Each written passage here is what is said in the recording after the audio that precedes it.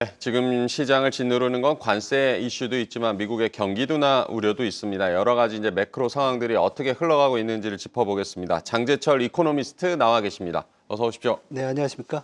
반갑습니다. 박사님, 먼저 어제 그 미국 4분기 GDP 수정치가 나왔습니다. 미국 경제 최근 침체 우려도 지금 부각이 되고 있고 4분기 GDP는 어떤 점 좀 주목해서 보셨습니까? 네, 아무래도 미국 경기를 이끌어가는 게 소비 부분인데 소비가 지난 그 전 분기보다 좋았는지 나빴는지도 봐야 될 것 같았고요. 네. 그리고 최근에 인플레이션이 되게 우려잖아요. 그래서 지난 분기지만 인플레이션이 어땠는지도 봐야 되는데 전반적으로 경제 성장률 자체는 전기 대비 연율로 2.3% 성장을 해서 속보치랑 같았습니다. 그리고 말씀드렸듯이 그 소비 부분 민간 소비 지출은 4.2% 증가를 해서 경제 성장을 주도하는 것을 우리가 확인할 수 있었고요. 네. 반면에 투자 부분에서는 주택 부분의 투자가 좀 늘었는데 장비나 아니면 지식자산권 투자는 좀 줄었어요. 그래서 두 개가 서로 상쇄되는 부분이 있었고, 말씀드렸던 그 4분기의 개인 소비 지출 물가 지수는 당초 전망보다 소폭 상승을 했습니다. 그래서 헤드라인 같은 경우에는 지금 약 한 0.4%, 그래서 속보치보다 0.1% 높아졌고요. 그리고 근원 핵심 CPI 같은 경우에는 2.7%보다 0.2% 높아졌죠. 네. 이게 무엇을 의미하냐면 결국 경기는 소비에 의해서 주도되고 있지만은 2.3%라는 성장률 자체는 2분기나 3분기보다 좀 낮거든요. 그래서 성장세가 둔화되는 가운데서 인플레이션 압력이 좀 높아졌다. 그러면 연준의 입장에서는 좀 고민이 되는 부분이죠. 경기는 조금 둔화되는 것 같은데 물가가 좀 높아졌으니까. 그래서 1월 달에 정책금리 결정할 때도 그랬지만은 좀 금리 인하를 서두를 필요 없다. 이런 판단의 근거가 될 수도 있을 것 같습니다. 네, 4분기 그래도 견조한 소비가 확인이 됐다. 근데 올해 들어서는 이제 소매 판매, 경기 선행 지수 조금 부진하게 나오고 월마트 실적 가이던스도 또 꺾이면서 1분기 들어서는 이제 소비 둔화 우려가 좀 커지는 모양새인데 말씀하신 대로 이제 소비가 미국 경제에서 좀 큰 부분을 차지하고요. 이런 골디락스 전망에도 좀 수정이 필요할까요? 어떻게 보십니까?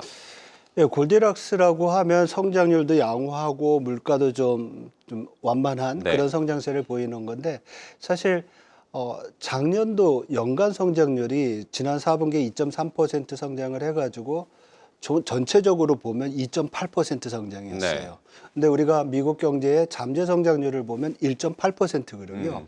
그러니까 미국 경기가 과열했다는 것이고 골디락스는 아니고 과열해서 지금 올해 예상되고 있는 경제 성장률은 지금 현재로서는 약 한 2.4% 저는 보고 있고요. 네. 시장의 전망치는 약 한 2.2에서 2.1% 되는 것 같아요.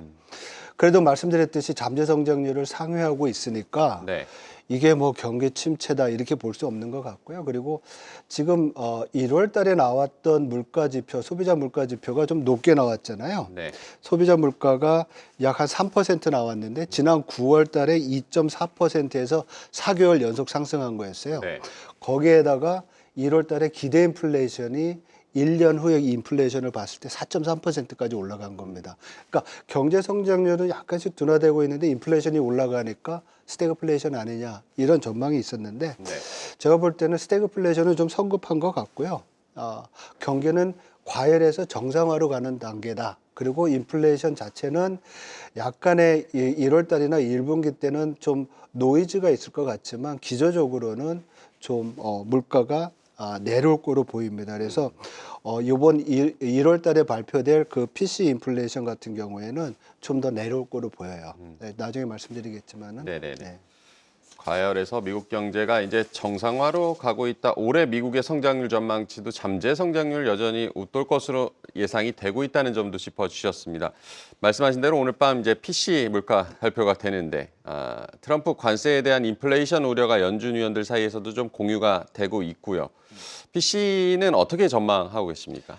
네, 말씀드렸듯이 소비자 물가가 3%까지 올라갔고 네. 그리고 기대 인플레이션이 4%대까지 올라가니까 이제는 물가가 더 높아지면서 연준이 금리 올려야 되는 거 아니냐라는 또 그런 성급한 견해도 있었어요. 네. 그렇지만 저희가 볼 때는 1월 달에 그 PC 인플레이션은 오히려 소비자 물가 3.0보다 더 낮은 2.5 아니면 2.6까지 내려올 거로 보입니다. 그리고 네.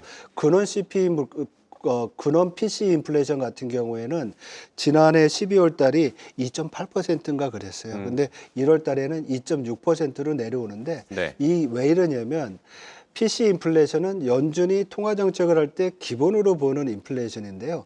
소비자 물가 상승, 소비자 물가 지수랑 좀 틀려요. 네. 예를 들면 소비자 물가 상승의 큰 요인이 되었던 집값 상승률 같은 경우가 소비자 물가에서는 그 가중치가 뭐 한 38% 정도 돼요. 네. 근데 PC 인플레이션은 그것보다 낮은 20% 미만이에요. 그러니까 집값 상승이 PC 물가에 미치는 영향도 작고 또 뭐 의료 비용 이것도 좀 내려오고 있는 상황이고 그래서 네. 구성 항목과 가중치가 달라지는 부분이 반영이 되면 통화 정책의 기본이 되는 그 인플레이션 자체는 소비자 물가보다는 좀 낮을 것이다. 그리고 이러한 어떤 물가의 둔화 추세는 올해 계속 지속이 되지 않겠느냐 이렇게 지금 전망해 볼 수 있을 것 같습니다. 그렇지만 말씀하셨듯이 관세 부분이 지금 상당히 불확실하잖아요. 그래서 이 관세를 어떤 식으로 우리가 물가에 반영할지에 대해서 아직 확실한 부분이 없습니다. 그래서 이거를 불확실성으로 아직까지는 남겨둬야 되는 그런 상황이라고 볼 수 있습니다. 네, 물가가 뭐 지속적으로 둔화 흐름을 보이겠지만 관세 불확실성이 크다라는 점을 지적을 해주셨습니다. 말씀하신 대로 이제 관세 전선을 이제 트럼프가 좀 확대하는 양상이고요. 철강에 이어서 구리에도 관세를 부과하겠다. 그렇지 않아도 이제 구리 가격이 뭐 많이 오르고 있었는데 구리 관세가 실행될 경우 그 영향은 어떻게 보십니까? 예, 아무래도 백악관에서 요번에 그 보도자료를 낸 걸 보면 네. 이 뭐라 그럴까요? 그 무역 확장법 232조인가요? 네. 이것이 일정 부분의 교역에 있어서 일정 부분이 이제 국가 안보라든지 경쟁력을 해칠 경우에 관세를 매길 수 있다 이런 근거가 되는데 그 내용 중을 보면 그 글로벌 생산의 50% 이상을 차지하는 한 기업이 있고 네. 그리고 탑 5 중에서 4개 기업 이상이 어느 한 나라에 집중이 된다. 그런데 나라는 얘기 안 했는데 다 찾아보시면 압니다. 이게 중국입니다. 네. 그래서 궁극적으로 중국이 생산을 많이 하고 과잉 생산을 통해서 가격을 낮추고 이러다 보니까 미국에서 구리 생산을 한다고 해도 경쟁력이 떨어지겠죠. 그래서 이러한 부분을 이제 목적으로 해서 관세를 부과할 것을 조사 실시를 명령을 했는데요. 네. 이게 법정 기한이 한 270일 정도 된답니다. 그래서 이런 부분이 이제 언제 발표가 될지 모르지만 중요한 것은 어느 정도 관세가 매겨질지.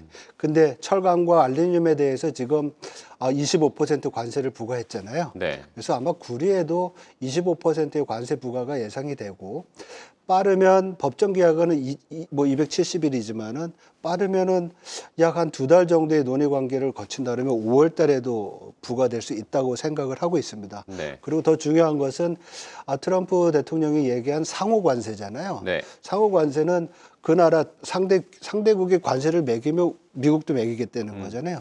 그래서 만약에 뭐 중국이든지 아니면 다른 교역 상대국에서 미국산 구리에 대해서 관세를 매길 경우에는 똑같이 관세를 이제 미국도 매기겠다는 겁니다. 근데 네.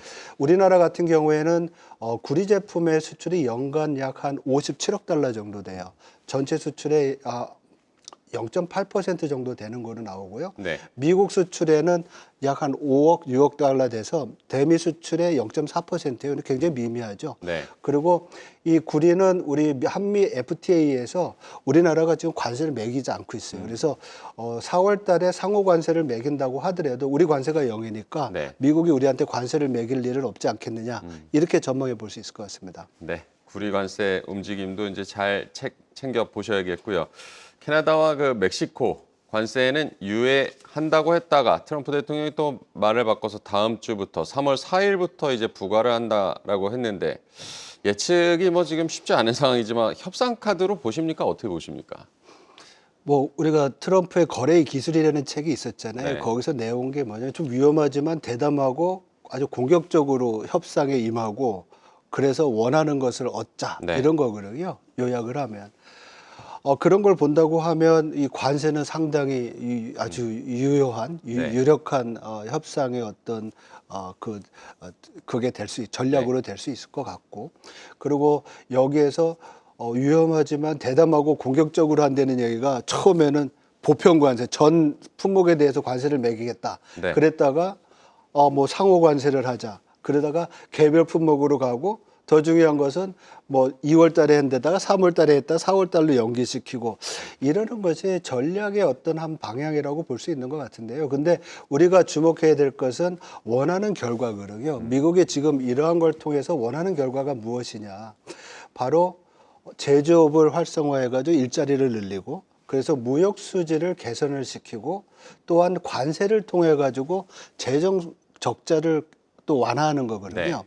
이 두 가지의 어떤 그 원하는 목적을 달성하기 위해서는 적어도 관세가 필요한 그런 조치라고 생각이 듭니다. 그래서 지금은 우리가 뭐 여러 가지 불확실성 지연이라든지 항목의 축소 아니면 또 다른 부분으로 가는 데 있어서의 그런 지연이라든지 여러 가지를 보면서 안 하는 거 아니냐 이런 기대도 할 수 있고 시장은 지금 굉장히 거기에 기대를 많이 하는 것 같아요. 그렇지만 궁극적으로는 이 두 가지 목표 재정 적자와 무역 적자를 해소하기 위해서는 필요한 거기 때문에 지금보다는 관세 수준이 높아질 수밖에 없고 미국과 교역하는 나라에는 상당히 부담이 될 수 있는 그런 상황이라고 보면 될 것 같습니다. 네, 여러 가지 뭐 오락가락하지만 트럼프가 원하는 것이 무엇이냐에 좀 집중해서 볼 필요가 있다라고 조언을 해주셨습니다. 며칠 전 그 미국 하원에서 앞으로 10년간 4조 5천억 달러 감세를 골자로 하는 예산 결의안이 통과가 됐던데요. 트럼프의 감세 정책을 좀 뒷받침한다고 봐야겠고 미국 재정 적자가 뭐 심각하다는 얘기 여러 차례 했었는데 지금 뭐 앞으로 어떻게 전망하십니까? 재정 적자는 심각해질 수밖에 없을 것 같습니다. 왜냐하면 지금 설명해 주신 대로 감세를 계속 유지를 할 거 아닙니까? 네. 지금 감세안의 만료 시점이 올해 말인데 그것을 연장하자는 거거든요. 네. 그런데 재무장관 베센트나 아니면 뭐 존슨 하원 의장 같은 경우에는 이 감세 조치를 연장하는 게 아니라 영구화하자는 얘기를 하고 있습니다. 그럴 경우에는 약 한 향후 10년 동안 미국의 재정 적자가 5조 5천억 달러 정도 늘어날 거로 보고 네. 있고요. 그렇다고 또 그렇게 되면 또 10년 후에 미국의 정부 부채가 지금 한 120 GDP 대비 120%가 좀 넘는데 네. 이게 143%까지 커질 수가 있어요. 그러니까 전체적으로 약 한 미국의 정부 부채가 50조 달러까지 올라가는 거예요. 지금 35조, 36조 정도 되거든요. 네. 이런 상황이니까 상당히 우려가 될 수 있는 거고 이렇게 재정 적자와 부채가 많아진다고 하면 적자 국채가 발행될 수밖에 없고 국채가 발행이 되면 국채 가격이 떨어지잖아요. 네. 그러면 국채 금리가 오를 수밖에 없는 그래서 금융시장에도 영향을 줄 수 있는 그런 상황이라고 볼 수 있습니다. 그래서 이런 부분을 줄이려고 이제 앞에서 말씀해 드렸던 트럼프의 관세가 여기 들어가는데요. 네.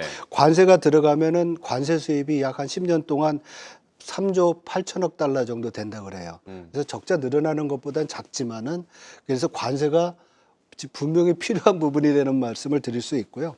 적어도 올해와 내년에는 미국의 그 정부 적자, 재정 적자 수준은 6에서 한 7% 정도 유지가 되는데 문제는 이게 이제 지속이 되면서 정부 이런 적자가 누적이 돼서 부채가 커지는 그런 부작용이 있을 거로 보입니다. 그리고 감세는 사실 네. 올해 말에 이제 연장이 되니까 사실은 감세 효과는 내년에 없다고 전망했을 때보다 연장이 되면 내년에 더 올라갈 수 있겠죠, 성장이. 그래서 그런 효과는 아마도 내년도에 좀 우리가 기대해 볼 수 있지 않을까 이렇게 볼 수 있습니다. 네, 감세 효과를 내년에부터 기대할 수 있겠다라고도 전망을 해주셨고요. 최근에 뭐 미국 투자 이민 관련해서 영주권 판매 얘기도 나왔는데 이것도 뭐 재정 적자 축소를 위한 방안이라고 보십니까? 그러니까 트럼프 대통령의 구상에 따르면 상당히 이제 유혹 받을 만한 그런 방법이라고 봅니다. 왜냐하면 골드 카드라고 해가지고 네. 투자 이민을 지금 뭐 80만 달러에서 100만 달러 정도 하는 것 같아요. 이걸 500만 달러로 올리는 거고. 네. 그리고 트럼프 대통령이 어떤 근거로 했는지 모르겠지만 1,000만 명한테 판다 그랬거든요. 앞으로. 그래서 500만 달러 곱하기 1,000만을 하면 50조 달러예요. 근데 제가 앞에서 미국의 앞으로 향후 10년 뒤에 정부 부채가 50조 달러가 된다고 그랬잖아요. 네. 그러면 이거로 해결될 수 있습니다. 그래서 이 굉장히 야심찬 어떤 그 1,000만 명이라는 숫자가 근거가 어딘지는 모르겠지만 이게 만약에 된다고 하면 괜찮을 것 같습니다. 그렇지만 문제는 두 가지입니다.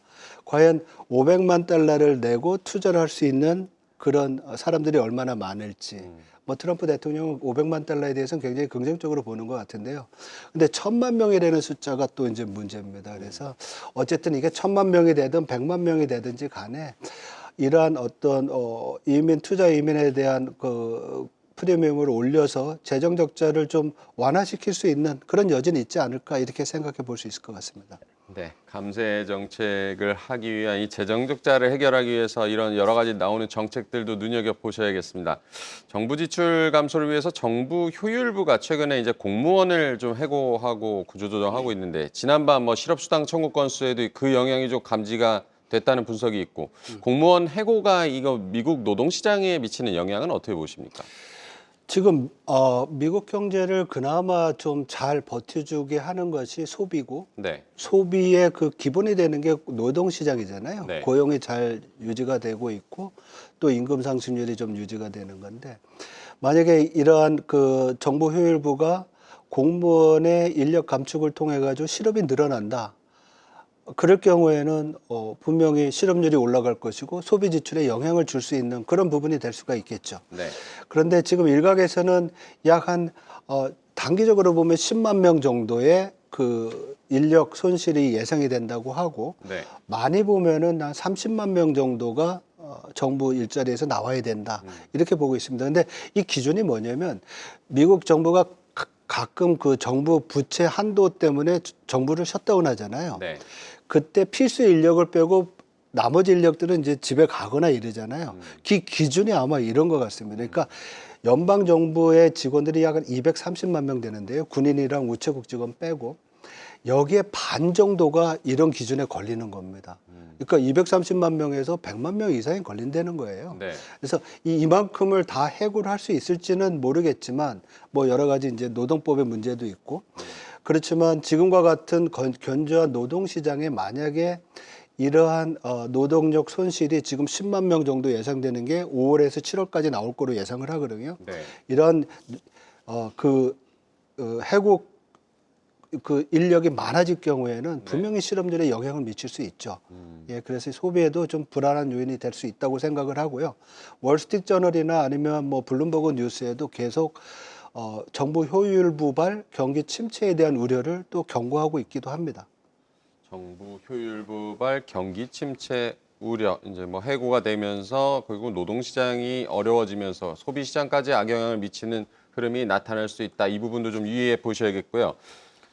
스태그플레이션 우려가 조금씩 나오면서 미국 장기물 국채금리 하락하고 있습니다. 4.5% 뭐 넘어섰던 10년 만기 수익률 4.2%대까지 지금 내려왔는데 미국 10년 국채금리 흐름 어떻게 보고 계십니까? 내려가야 되지 않을까 싶습니다. 그러니까 4.5%, 뭐 4.3% 내려오긴 하는데 네. 이게 뭐 3%대까지 가겠냐? 또 그러진 못할 것 같아요. 내려올 수 있는 이유는 뭐냐면 연준이 그 정책금리인 단기금리를 적어도 올해 2번 아니면 뭐 최근에 경기 그 지표의 부진, 경기가 아니라 지표 부진을 반영하면 3번까지도 볼 수 있는데요. 네. 어쨌든 연준이 정책금리를 2번 정도 내릴 것이고요. 그리고 PC 인플레이션의 그 둔화세가 계속 될 거로 보입니다. 그래서 이런 부분들은 금리 국채 금리 아래 내려올 수 있는 부분인데 네. 관세로 인한 물가 부분이 이러한 금리 하락 부분을 제약할 가능성이 큽니다. 그래서 이게 3%대까지 가기는 어려울 거로 보고요. 지금 뭐 내려와도 4.3%에서 걸리잖아요. 네. 이 수준 내외에서 움직이지 않을까 이렇게 생각해 보고 있습니다. 네, 미국의 10년 국채 금리 흐름도 잘 챙겨 보셔야겠습니다. 뭐 금리 연준의 이제 금리나 기대감도 최근에 좀 부진한 지표들 나오면서 다시 좀 목소리가 나오고 있는데 미국 연준의 앞으로의 그 금리 결정 경로는 어떻게 보십니까? 아무래도 다음 그 정책 금리 결정하는 게 3월 달이잖아요. 네.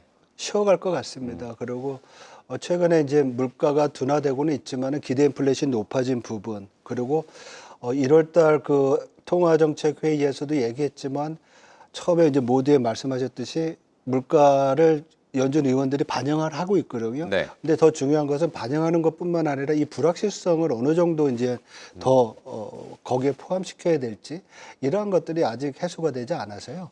3월 달에는 쉬어가고 아마 5월 달이나 6월 달 정도의 금리 인하가 있을 것 같습니다. 다음 금리는. 그리고 3분기 중에 9월 달 정도에 또 금리 인하가 있어서 올해 2번 정도 금리가 내려오지 않을까 이렇게 지금 생각을 하고 있어요. 네. 올해 2차례 정도 금리 인하가 있을 수 있다. 다만 뭐 관세는 여전히 불확실성으로 좀 남아 있다라고 봐야겠고요. 최근에 미국 증시가 이제 기술주 중심으로 좀 조정 양상을 보이고 있는데요. 이게 뭐 조정론, 하락론에도 좀 힘이 실리는 분위기고 뉴욕 증시 흐름 같은 경우는 어떻게 봐야겠습니까? 그러니까 작년에 2.8% 성장을 했고 올해 제가 이제 2.4% 성장을 한다고 얘기했잖아요. 네. 그러니까 주식시장도 결국은 이 경제 성장 펀더멘탈에 영향을 받을 수밖에 없거든요. 그리고 최근에 경기를 이끌어갔던 기술주, 그러니까 매그니피스 M7 같은 경우에 네. 이런 부분이 어떤 식으로 이제 올해 나타날 성과를 보일지의 문제인데 거시경제 분석, 거시 이코노미스트로서의 그 뷰를 말씀드린다고 하면 보통 주식시장은 명목 GDP에 좀 되게 코릴레이션이 높아요, 상관도가. 근데 작년 2.8에서 올해 2.4로 떨어진다면 아무래도 주식시장에서 이 기대 수익률이 낮아질 수밖에 없겠죠. 그래서 현재로서는 경기 침체나 스태그플레이션을 우려해서 위험 자산인 주식시장의 큰 폭 조정을 지금 생각하지는 않습니다. 그렇지만 작년과 같은 높은 기대 수익을 또 기대하기는 어려운 것 같아서 눈높이를 좀 낮출 필요가 있지 않나 이런 생각을 하고 있습니다. 네, 기대 수익률이 낮아지고 있고 어쨌든 뭐 뉴욕 증시를 달궈왔던 기술주 투자했던 자금들이 이제 움직인다는 분석도 나오고 있는데 글로벌 자금 흐름 측면에서 이제는 뭐 미국 외 다른 지역 뭐 증시에도 좀 훈풍이 불까요? 어떻게 보십니까?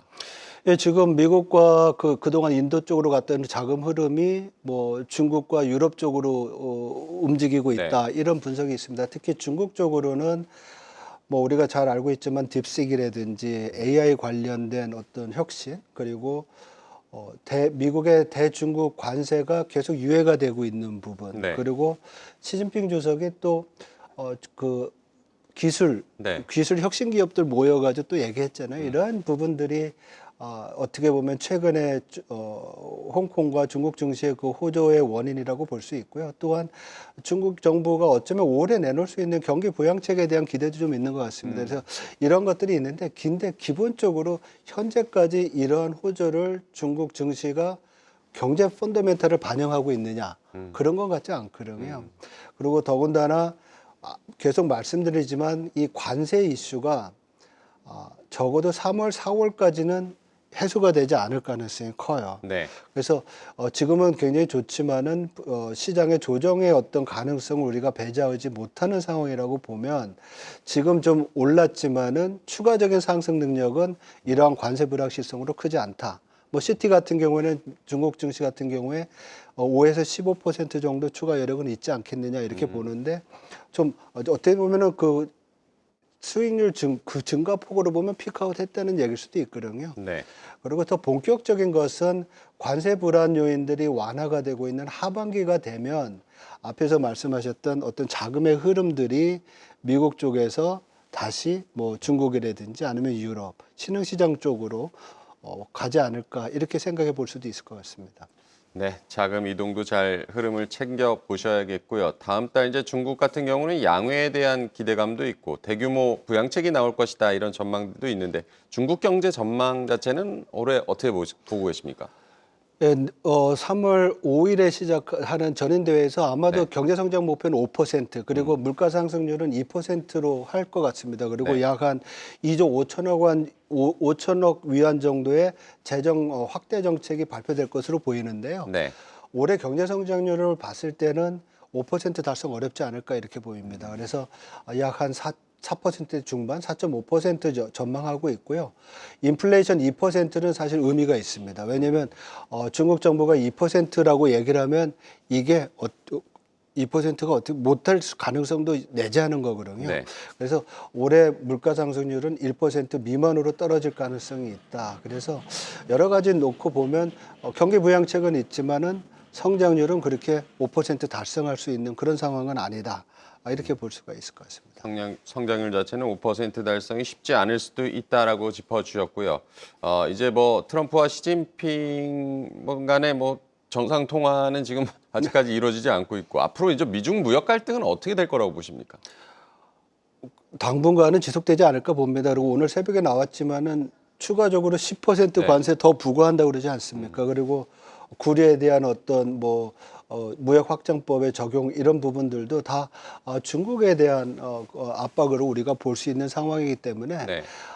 중국으로부터 큰 양보를 얻어내지 않는 한 미국은 아마도 중국에 대한 관세를 계속 강화하는 그런 조치를 쓰지 않을까 이렇게 전망을 합니다. 네, 미국의 중국에 대한 견제가 계속 지속될 것이다. 최근에 원달러 환율 같은 경우는 그래도 좀 하향 안정이 되고 있고 한국은행이 금리를 인하했음에도 뭐 별 영향은 없었는데 우리 환율 전망은 어떻게 보십니까? 오늘 지금 보면 1,459원, 60원대로 가고 있지 않습니까? 그리고 이러한 어떤 환율 상승의 배경이 관세 이슈잖아요. 네. 그리고 이 관세 이슈는 4월 1일 불공정 무역 조사가 끝나고 4월 2일부터 철강, 알루미늄, 뭐 또 이 구리 이슈도 있고 이러한 어떤 관세들이 점진적으로 그 구체화될 가능성이 큽니다. 그래서 제가 볼 때는 3월 말, 4월 중순까지 이러한 관세 불확실성이 있을 동안은 달러 원 환율이 레벨업 할 수 있는 가능성이 있다. 이렇게 아니면 뭐 원화가 약세가 될 가능성이 있고요. 하반기가 되면 말씀드렸듯이 이러한 관세 이슈들이 좀 자제될 가능성이 큽니다. 그렇게 되면 미국 경기의 점진적인 둔화, 경기 침체는 아니지만 그리고 연준의 추가적인 금리 인하가 달러와의 강세를 약화시키면서 달러 원 환율도 1,400원대 밑으로 내려가지 않을까. 그래서 4분기에는 1,470원, 80원 정도의 환율을 지금 보고 있습니다. 네, 4분기 1,470원 정도의 환율을 보고 계시다. 어쨌든 변동성이 지금 커져 있다는 점을 봐주셨고요. 금값 같은 경우는 이제 지속적으로 상승하고 있고 안전자산 선호 심리는 여전해 보이는데 종합적으로 이제 여러 가지 매크로 환경들 저희가 판단했을 때 자산 배분 전략 어떻게 세워보면 좋을지도 조언 부탁드리겠습니다. 네, 그 환율 연말에 1,370원, 네. 80원, 1,370원대 정도 보고 있고요. 네네네. 1,400원대는 아래로 보고 있고, 아무래도 경기가 둔화가 되면 경기가 좋았을 때보다 위험 자산에 대한 선호는 낮아지겠죠. 그리고 이 관세 이슈가 잦아들긴 하지만 관세의 영향은 있을 것입니다. 그러면 중소형주에 우리가 이게 좀 좋을 거로 봤었는데 최근 굉장히 부진하잖아요. 러셀 2000 지수만 보더라도 10% 이상 내려온 상황인데 중소형주가 자동차 부품이라든지 여러 가지 관세 품목들이 오히려 S&P 500보다 비중이 더 높다고 그러더라고요. 그래서 중소형주에는 좀 부진한 요인이 될 수 있을 것 같고 달러 약세가 되면 아무래도 금값에는 좀 긍정적인 영향을 미치겠죠. 그래서 원자재 부분에 대해서는 금값은 좀 올라갈 수 있지만은 네. 유가가 좀 내려올 거랍니다. 경기가 좀 둔화가 되고 있고 또 달러 뭐랄까 생산이 늘어나고 있으니까 그래서 유가는 좀 내려올 수 있는 원자재 시장은 그런 특성이 있을 것 같고요. 채권은 아무래도 그 금리의 하락폭이 좀 제한되기 때문에 제가 볼 때는 현재와 같은 수준의 중립적인 수준을 좀 유지하는 게 낫지 않을까 이렇게 봅니다. 그래서 어떻게 보면 뭐 금, 원자재 그리고 현금 비중이 좀 지금 4월까지는 좀 높을 필요가 있고 주식과 채권 정도는 현 수준을 유지하거나 조금 줄이는 그런 상황이 좀 좋지 않을까 이렇게 볼 수 있습니다. 네, 금, 원자재, 현금 비중이 당분간 조금 늘릴 필요가 있다는 점도 조언을 해주셨습니다. 오늘 장재철 이코노미스트와 얘기 나눠봤습니다. 고맙습니다. 네, 수고하셨습니다. 계속해서 다양한 경제 이슈를 알고 싶다면 구독과 좋아요, 알림 설정 부탁드립니다. AI 캐스터 권미정이었습니다.